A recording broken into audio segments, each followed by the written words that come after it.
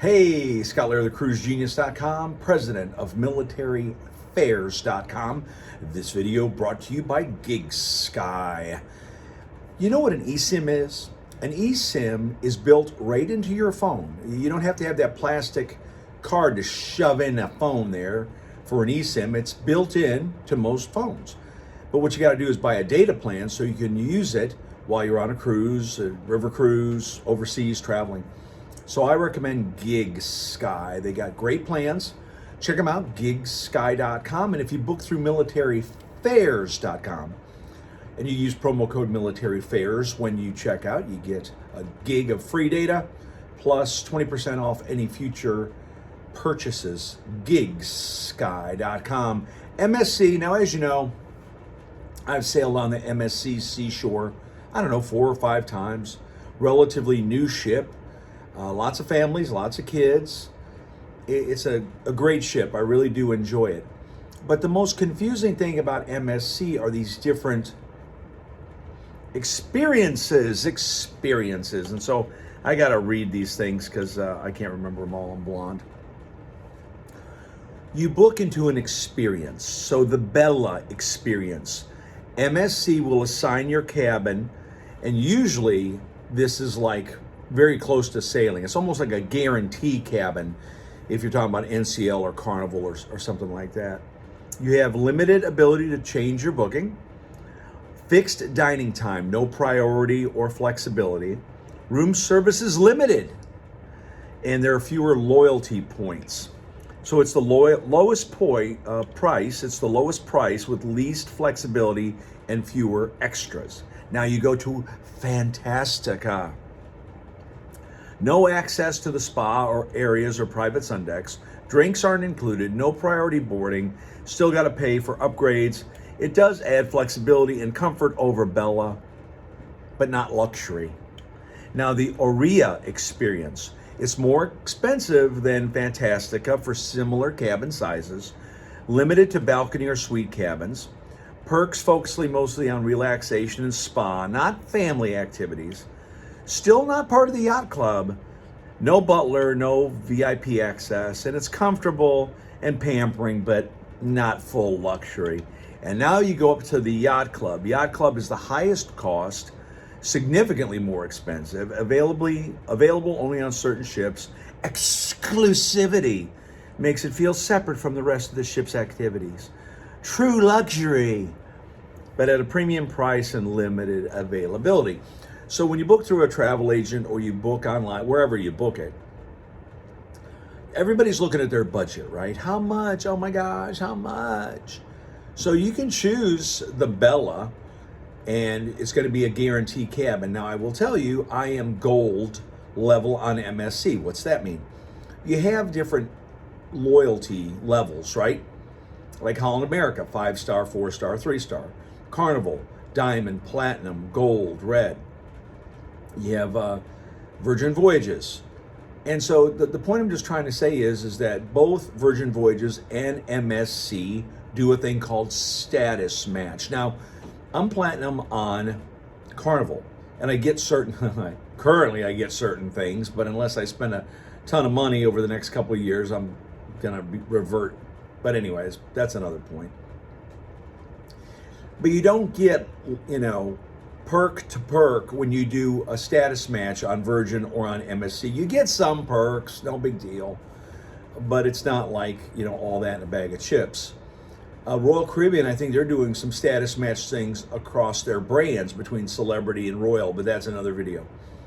So with MSC, let's go back to this Bella, Fantastica, Aurea, and Yacht Club. Depending on your budget, pick which level you want, and then you're going to either get things or not get things. Now, with my gold level, I think I get like an hour free spa pass. Big whoop. I've been in the spa at the MSC Seashore. It's nothing to write home about. It's okay. They got the, those chairs, those ceramic chair things in the spa.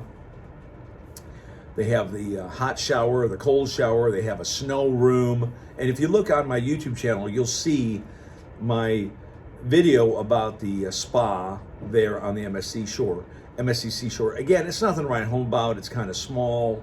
They have a huge gym if you want to work out. But, you know, like I said, I've been on the MSC Seashore several times.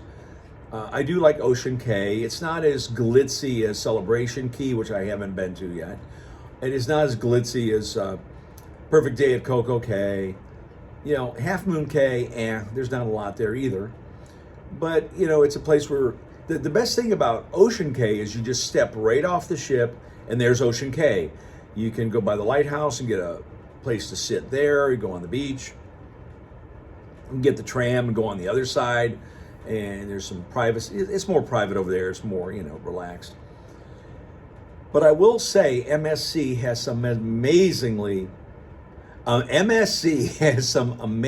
low prices over the next couple months. You really need to look into that and give me a call or email me, slara1961@gmail.com. I'll hook you up. And then the other thing too, I got to give a shout out to Port Parking Space. A lot of people say, hey Scott, hey what?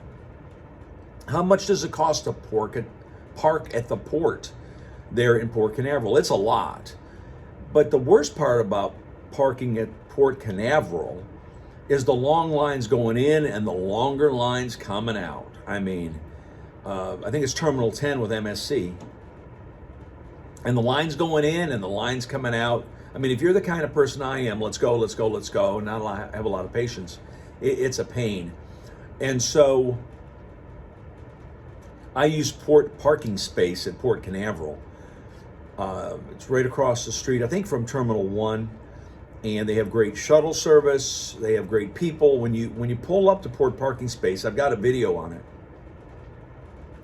There are bathrooms right there, so if you haven't gone to the bathroom in an hour, but you pull in, the guys take your luggage, they put it over to the side and wait for the correct shuttle to take you over to your terminal, and they serve all the terminals. But they have great discounts, especially for military. And if you have an EV vehicle, they have free charging. They have like these electric panel or the solar panels on top of the roofs. So if you got an EV, you pull into there and plug in, and you're charged up for free. And when you get back to from your cruise, you're ready to go. Port Parking Space. So again, those are the different experiences on MSC. I know it's a little confusing. It's kind of confusing, like with NCL, more at sea, sea and more and sea. Very, very. But again, we all know why the cruise lines are doing it, right? They're trying to make more money. I get it. You know, do I like MSC? I will tell you, over the last year or two, they've really improved their service. They've improved their food. A couple of years ago, and this was the big thing about MSC. Oh, they're new to the market. They're new to the market.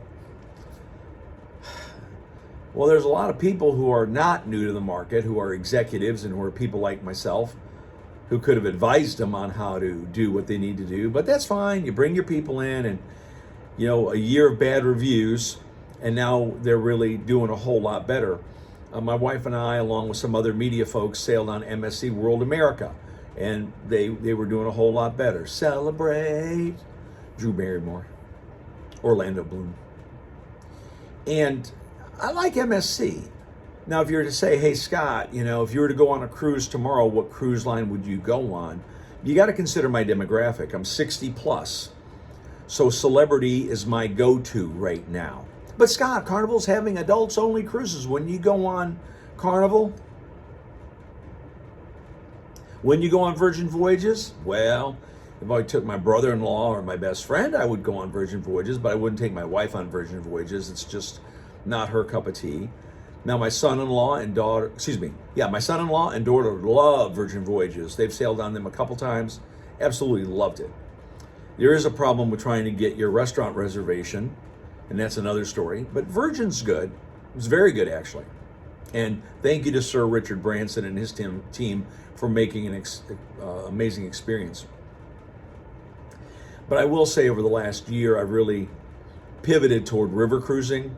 I've sailed on AMA Waterways, I've sailed on Riviera, And river cruising, the best part about river cruising, well, let's talk about the worst part of it first. The worst part of it is the 8-hour plane ride from the US over to Munich or to Frankfurt if you're doing a Danube or a Rhine. That's the hard part. And the prices for airfare are pretty reasonable. $500, $600, $700 round trip. That's very reasonable. And now that hopefully the shutdown is over, we'll get the airlines back to speed. But who wants to sit on a plane for 8 hours unless you're in first or business or have a exit row seat, for the leg room? But once you get there, and definitely get in there a day early, readjust your time clock and your digestive clock. Let me just leave it that way. As you get older, you talk about stuff like that, right? And that's what I did on my Riviera cruise recently on the MS George Eliot. I flew in a day early, got my clock reset, and then I was okay. And then I stayed an extra day to fly home. But the point is about MSC, I do like MSC. Is it a 10? No. Is it an 8? Yes. Newer ships, Port Canaveral, MSC Seashore, right there, Port Canaveral. It's only a 2-hour drive from Jacksonville. Great parking. Going to Nassau, we're not even going to get off the ship in Nassau. We've been to Nassau 20 times. And don't tell me that Nassau's changed and it's new and it's different. I'd rather just stay on the ship in Nassau and eat and hang out by the jungle pool or, the very back pool, the infinity pool, whatever. Now you're going to say, Scott, what about cruising end of November, December? How's that going to be? Well, hurricane season's over. But it's going to be cooler than August. I understand that. But hey, 5-day cruise at the price they're doing right now for this November 30th to December 4th cruise, I cannot say how inexpensive it is on this video. I mean, these are prices that we used to get back way before COVID. Like my friend and I took a cruise on the Royal Caribbean Monarch, Monarch of the Seas. Cabin was about 47 square feet. It was very, very inexpensive. But you have to hand it to MSC. They are selling the cabins for cheap, and they're hoping you're going to want to bump up. They're hoping you're going to buy pictures. They're going to hope you go to the casino. They're going to hope you buy especially restaurant, and they're making their money that way. Get the people on the ship. That's what they're doing, and that's a great play. It really is. Once you get on the ship and then you spend your money. I remember years ago, Peter Greenberg did a show for CNBC, Cruising Inc. or Cruise Inc. Do a Google search on that, and he talks about the finances of cruising. And back then it was Andy Stewart of NCL. And he asked Andy Stewart at the end of this cruise, did you make money or lose money? And I think they broke even. But now with so many ships coming on board now, no pun intended, got Star of the Seas, about 6,000 people. Icon, 6,000 people. MSC World America, about 6,000. You got all these cruise ships now coming online with all these people, with all these beds, right? And the cruise lines are working hard to sell them. And last thing I'll say is I read a report the other day where millions of Americans are cruising every year. Millions more are going to be cruising because it's a great vacation for couples, for solos.